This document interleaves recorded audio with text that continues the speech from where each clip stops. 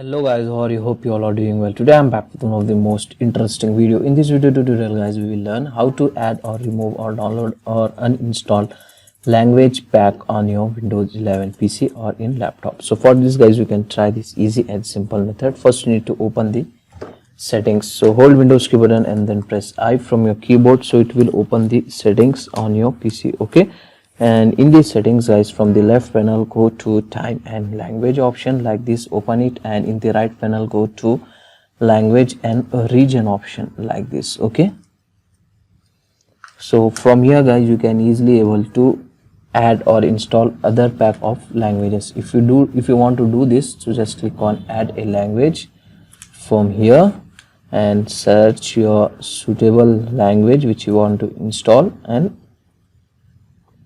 click on next. It will start the installing process. Okay, in case if you want to uninstall any installed language from your PC, so at that time guys, here in the home screen of time and language, select the language, click on three dots. Here you can get the option remove, so it will uninstall it from your PC. So this is the easy and very simple method to add or remove the language packs on your Windows 11. So that's all today guys. Hope you enjoy this video. If you enjoy, please guys like, share and subscribe to our channel. Thank you very much.